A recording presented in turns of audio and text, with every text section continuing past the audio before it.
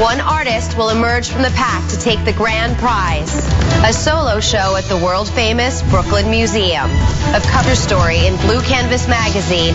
And $100,000 furnished by the 2012 Fiat 500. This is Work of Art, the next great artist.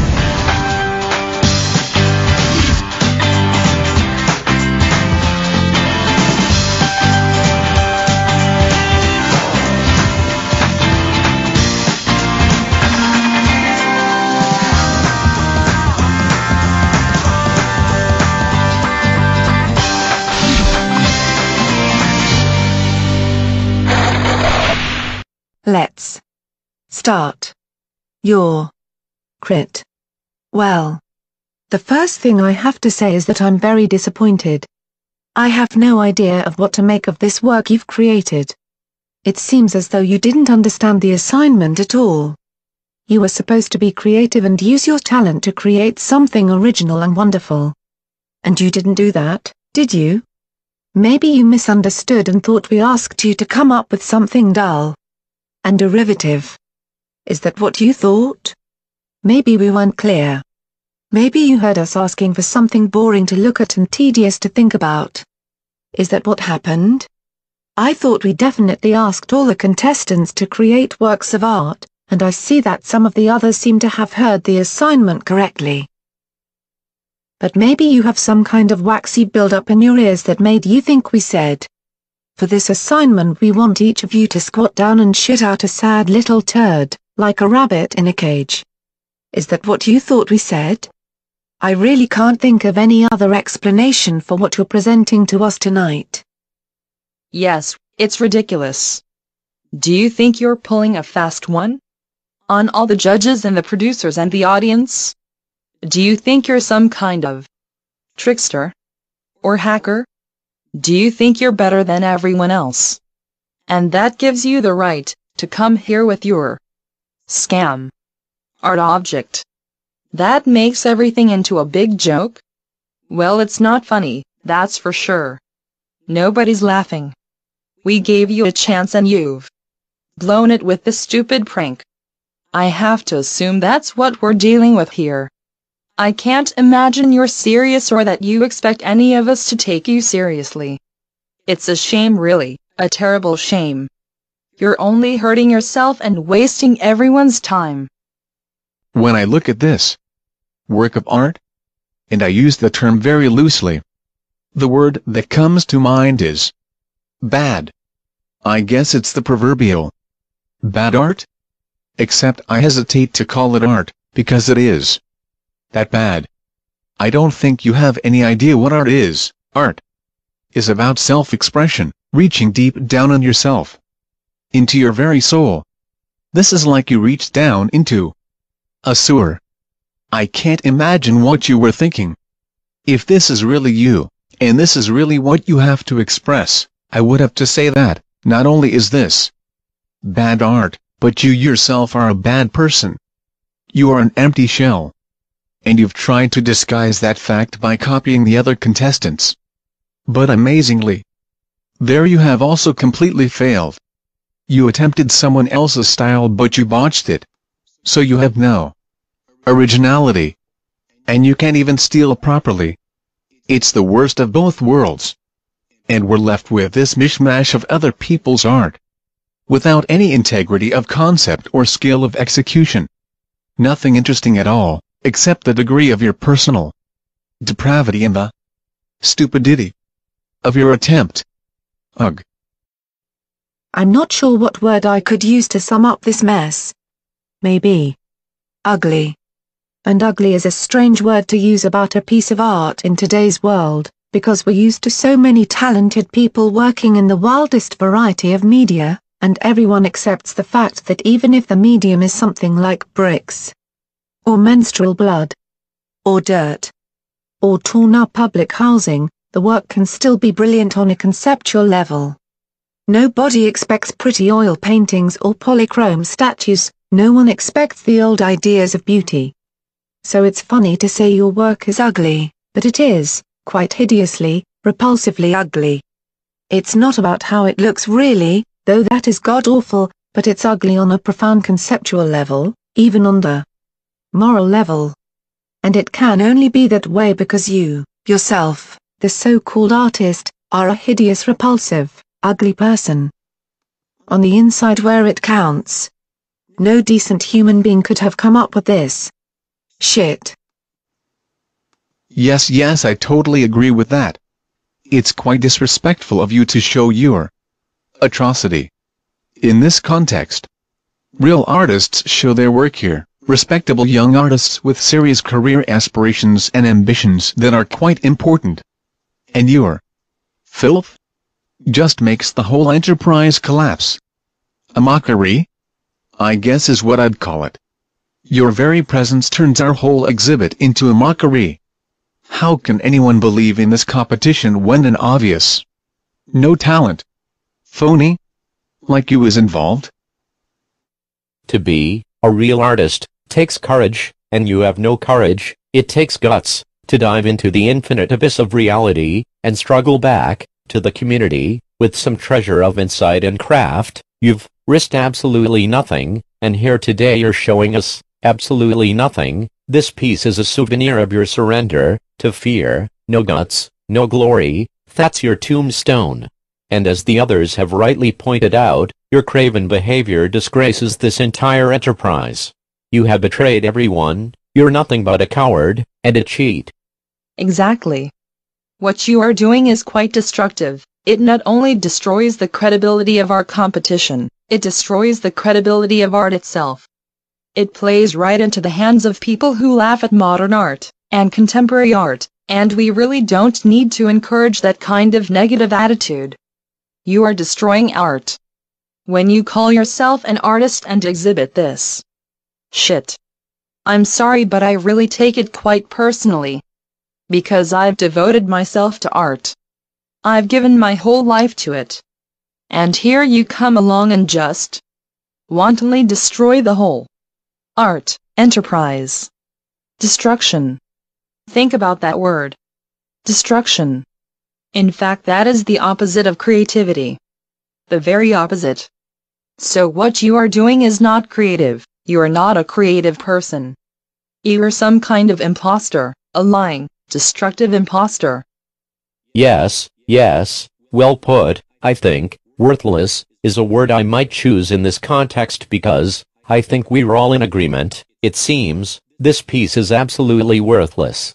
I've been standing here racking my brain, trying to remember any time a young artist has presented work so unbelievably contemptible, so wrong, so very wrong, so that, it's just as you said, it enters into a moral dimension of offensiveness, and I can't recall anything even remotely comparable.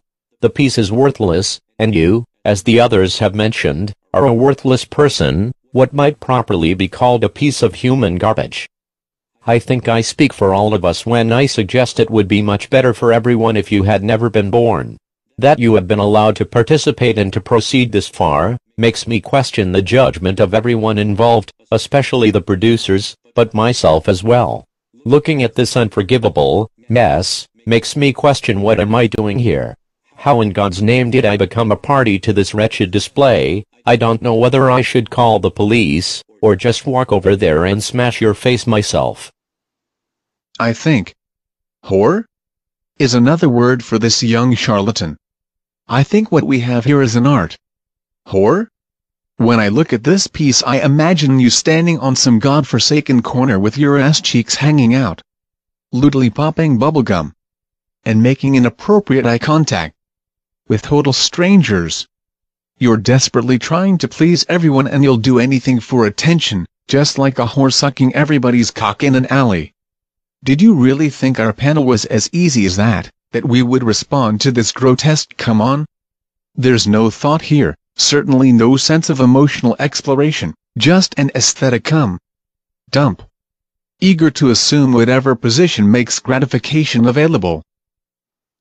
A whore is really only an aid to masturbation, and when I look at your art I feel like I am looking at the result of some kind of masturbation.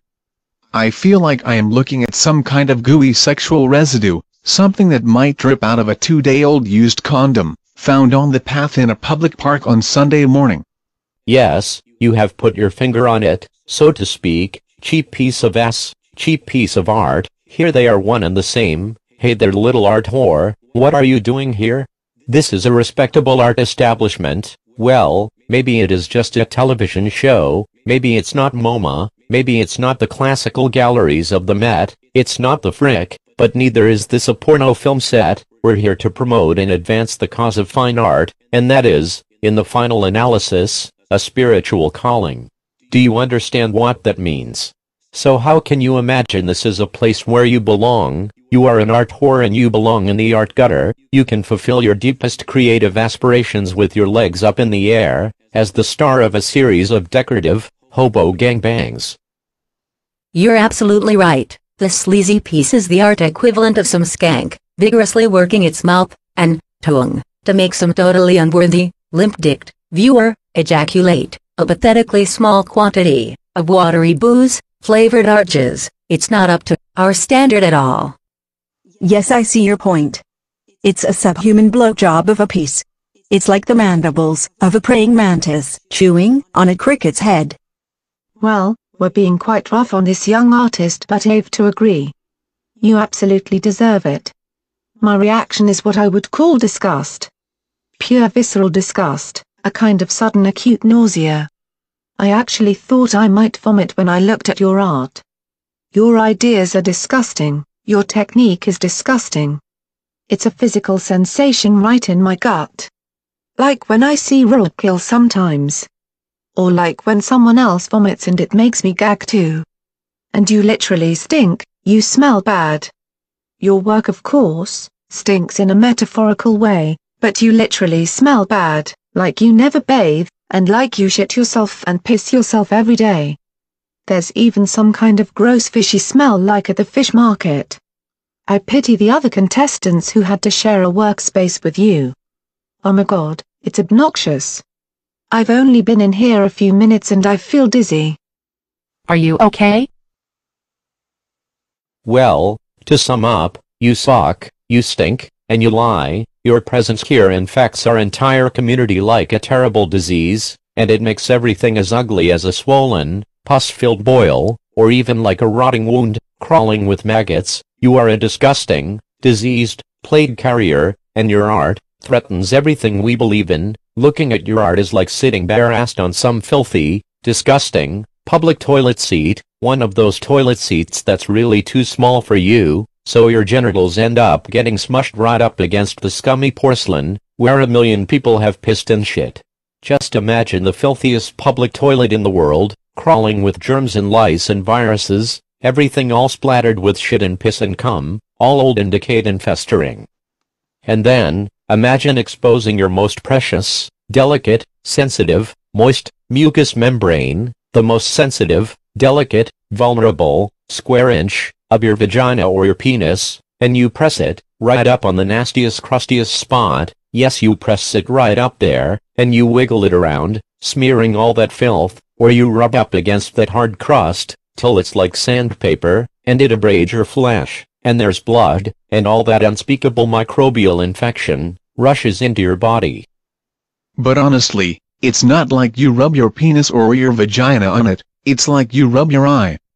It's like you find the scuzziest, shittiest toilet in the world and hold one eye open with the fingers of both hands, and you bend over and rub your naked exposed eyeball all over that toilet seat, right in the front where everybody does their business, and it's really nasty.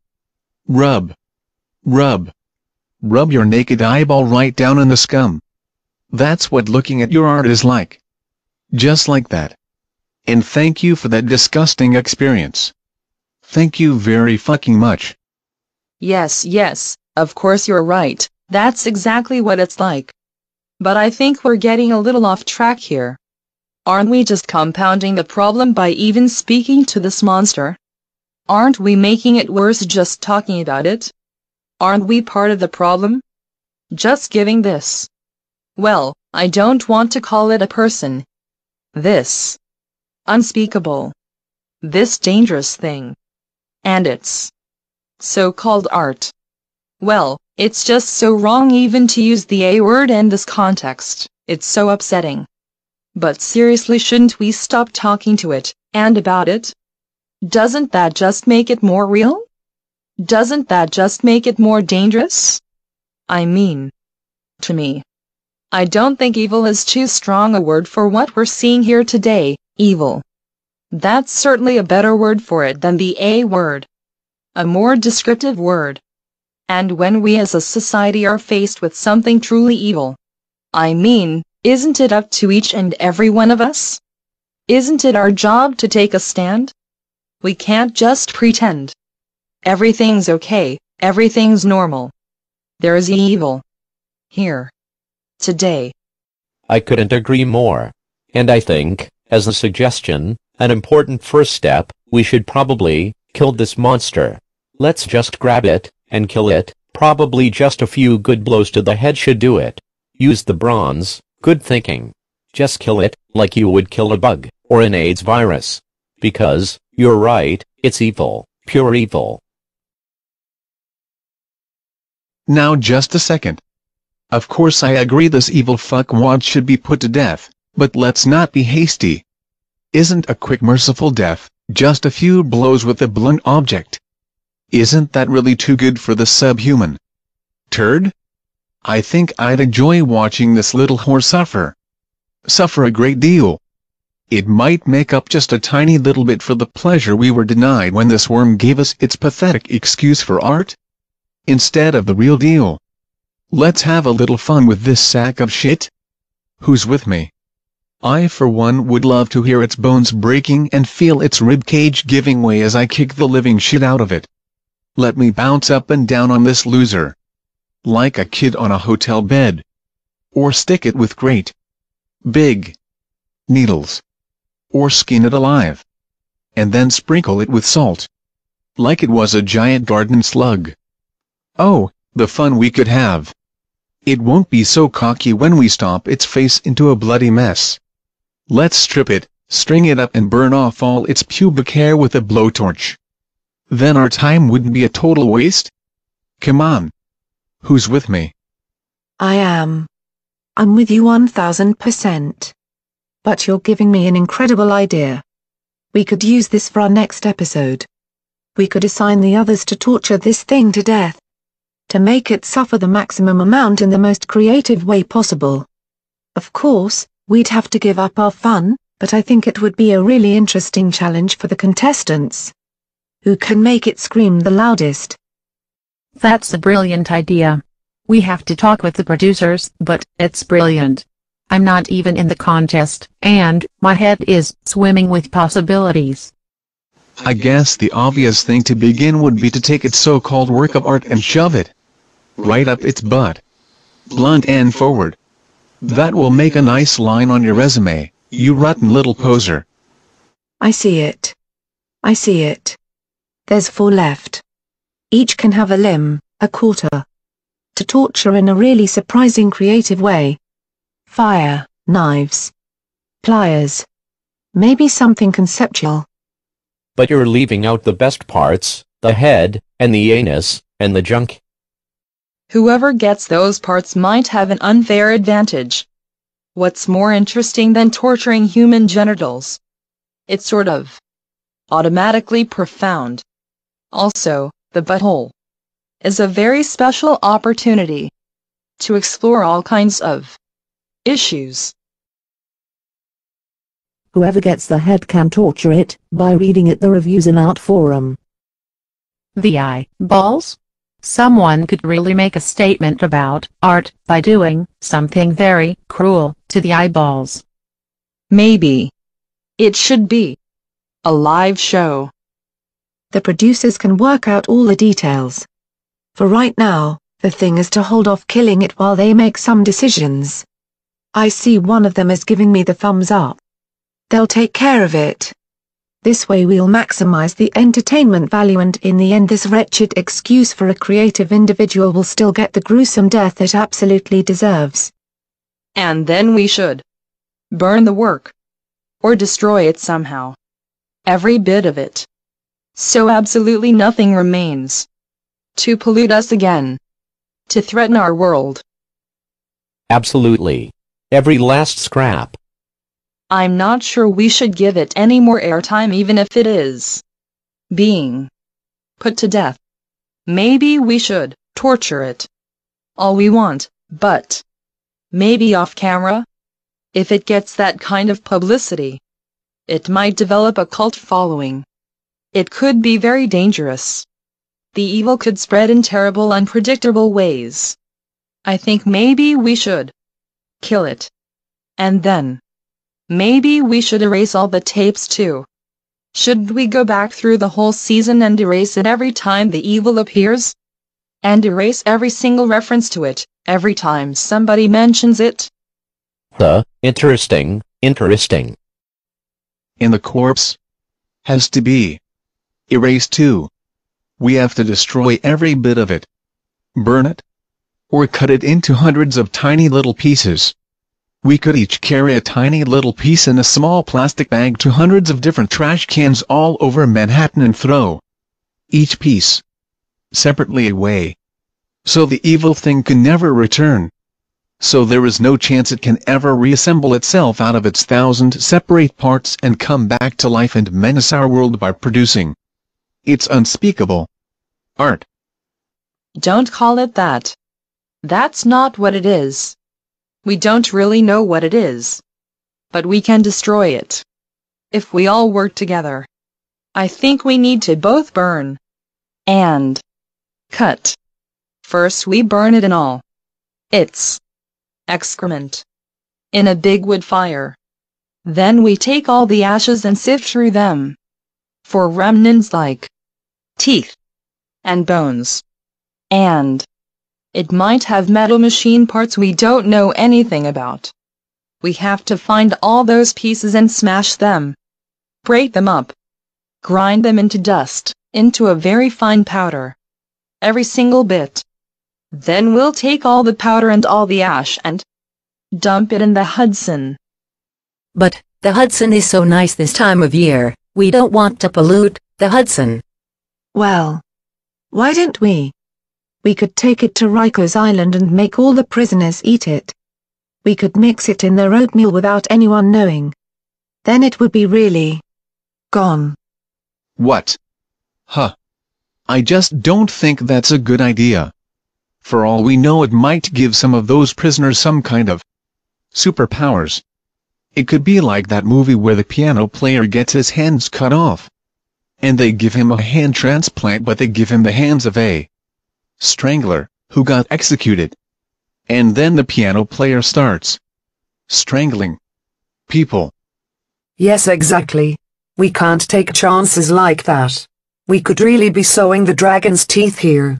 We could really be cutting off the Hydra's head. And even if the prisoners don't get superpowers, that stuff is just going to pass right through their digestive systems. They'll shit it out and flush it, and then it's right back in the environment again. What about shooting it into space? No, we could just have the outer space version of the same problem. No, we have to manage this stuff. We have to perpetually manage this stuff just like it was some dangerous radioactive waste. I think we should contain it in some kind of special very strong coffin and bury it like in a regular public cemetery, but without letting anyone else know what's really in it. So people aren't too scared. And we all know where it is. And we can keep an eye on it. And, at some point, we have to let the authorities know, too, because we can't take care of it forever. I mean, we'll die someday, and somebody'll have to take over. I'm not going to pass this responsibility on to my children. It's a job for the government. And that coffin has got to be lined with lead. And buried really, really deep. So it can't just lift off the lid and come out. Okay.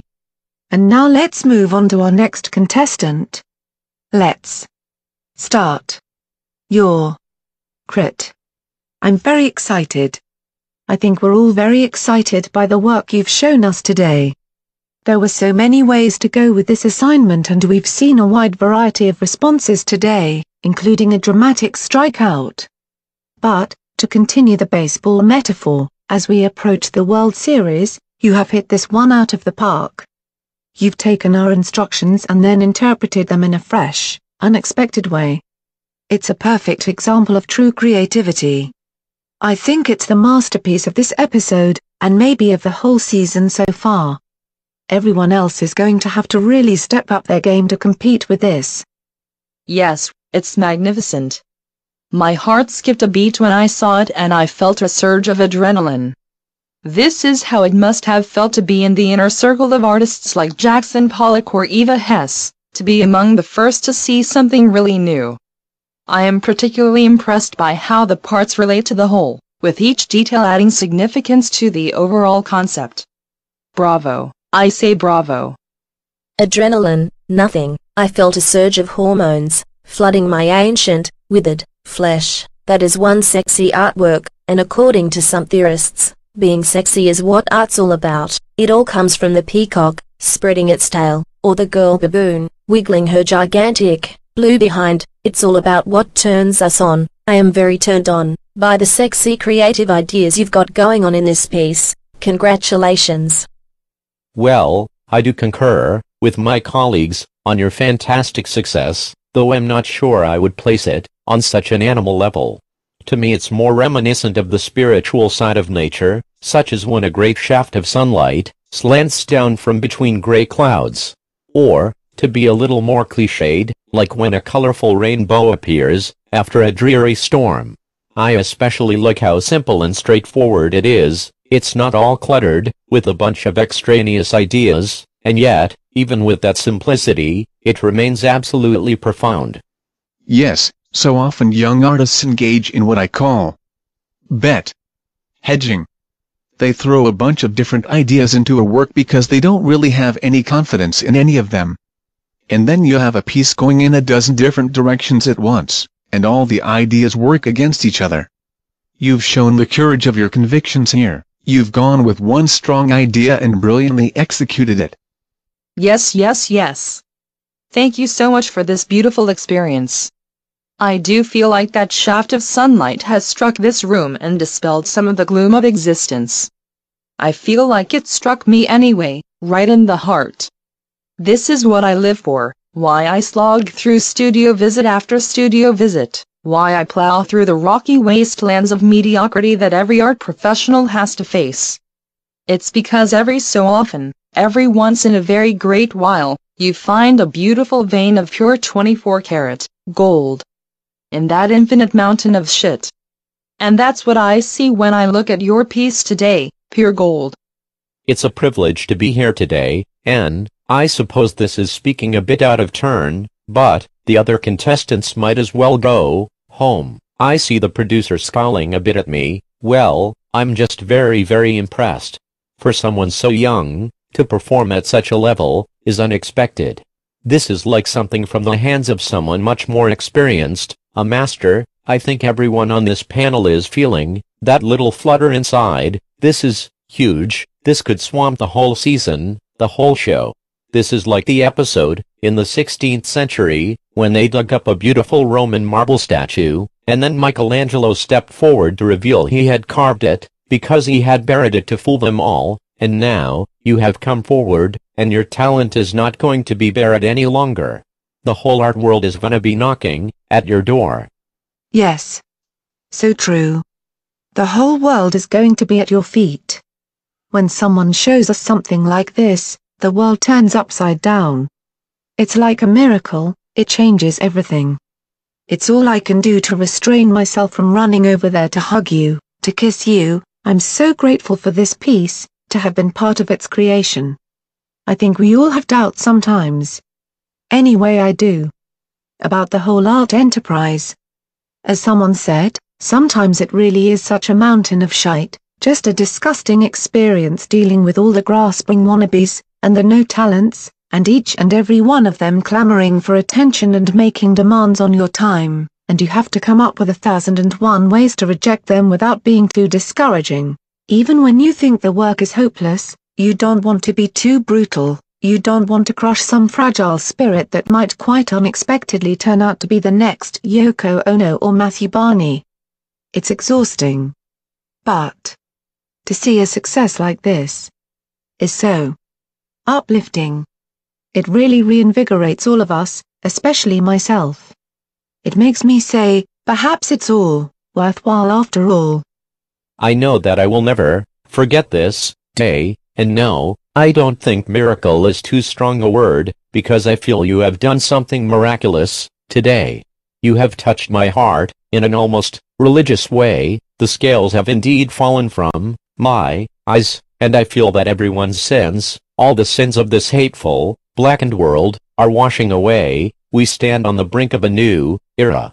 I feel it in my heart. I'm not ashamed to say it. I feel I am in the presence of something divine, something infinitely larger than myself, larger than all of us, even yourself. You're just a vehicle for this infinite divine power.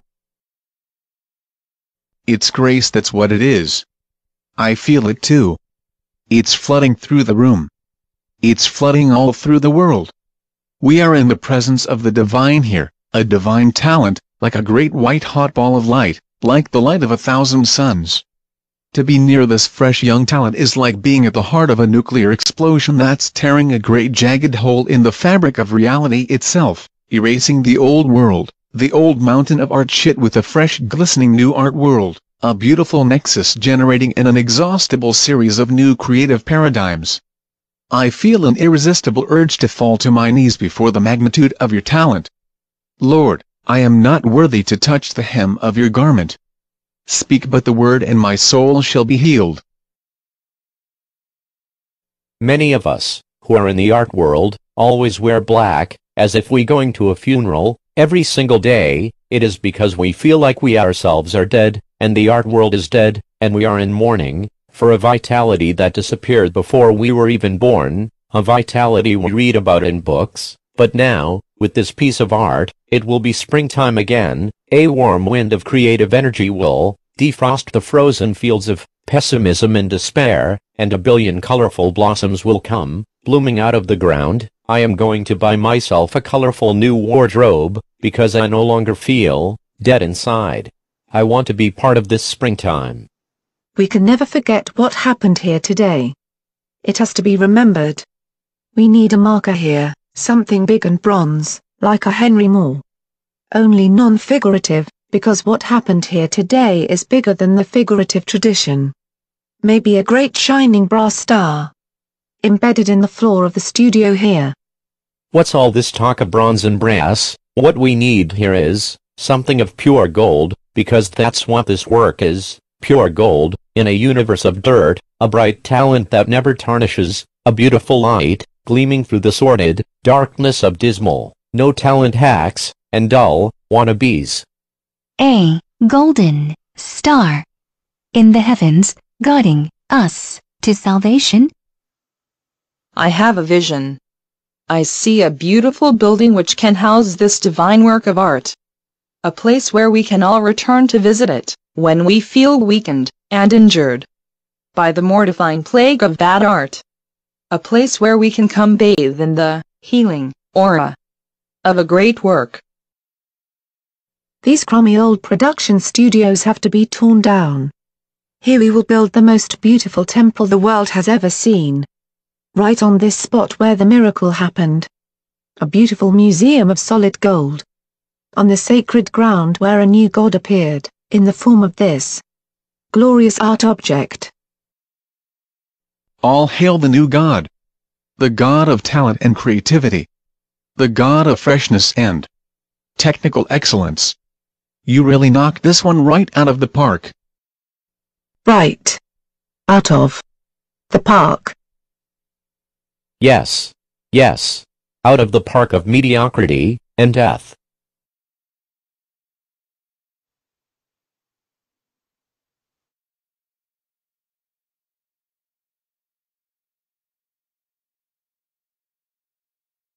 Like people look at you more interested.